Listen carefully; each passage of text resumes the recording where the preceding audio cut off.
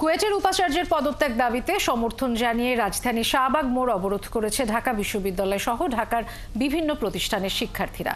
মঙ্গলবার রাতে শাহবাগ মোড় অবরোধ করা পরদিন রাজু ভাস্কর্যের পাদদেশে আমরণ অনশনে বসেছেন আন্দোলনকারীরা। আর রাত 9:30টায় শাহবাগে ব্লকেট কর্মসূচি দিয়েছে সম্মিলিত বিশ্ববিদ্যালয়ের শিক্ষার্থীরা। আরও জানাচ্ছেন নজরুল ইসলাম। খুলনা প্রকৌশল ও প্রযুক্তি বিশ্ববিদ্যালয়ের শিক্ষার্থীদের দাবির সাথে একমত জানিয়ে আমরণ অনশন বসেছে ঢাকা বিশ্ববিদ্যালয় সহ ও বিভিন্ন ছাত্র সংগঠনের শিক্ষার্থীরা। খুলনা বিশ্ববিদ্যালয়ের উপাচার্যের পদত্যাগের দাবি জানায় বাংলাদেশ গণতান্ত্রিক ছাত্র সংসদের ঢাকা বিশ্ববিদ্যালয় শাখা। কুয়েটের শিক্ষার্থীদের প্রতি সংহতি জানিয়ে গতকাল সন্ধ্যা 7টা থেকে আমরা আমরণ অনশন কর্মসূচি পালন করছি। 20 জন নেতাকর্মী রাজু ভাস্কর্যের নিচে আমরণ অনশন চালিয়ে যাচ্ছে।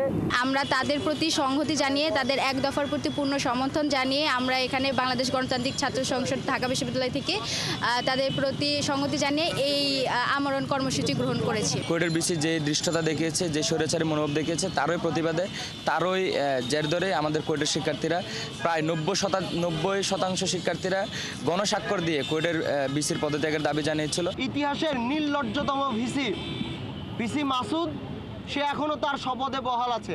বিকেলে সম্মিলিত বিশ্ববিদ্যালয় ব্যানারে বিক্ষোভ মিছিল করে শিক্ষার্থীরা। তারাও কুয়েট উপাচার্যের পদত্যাগের দাবি জানান। 9:30 আমাদের শাহবাগে ব্লকেট কর্মসূচি অনুষ্ঠিত হবে। এত কিছুর পরেও কুয়েট বিসি টনক নড়ছে না। কোনো ক্যাম্পাসে এই ছাত্র সমাজ ফ্যাসিস্টকে দেখতে চায় না। আর যদি কোনো তামাশা করে অন্তর্বর্তীকালীন সরকার আপনাদেরকে আমরা হুঁশিয়ার করে দিচ্ছি। দাবি আদায় না হলে কঠোর থেকে কঠোর আন্দোলনের হুঁশিয়ারি দেন সাধারণ শিক্ষার্থীরা। নজরুল ইসলাম, 71, ঢাকা।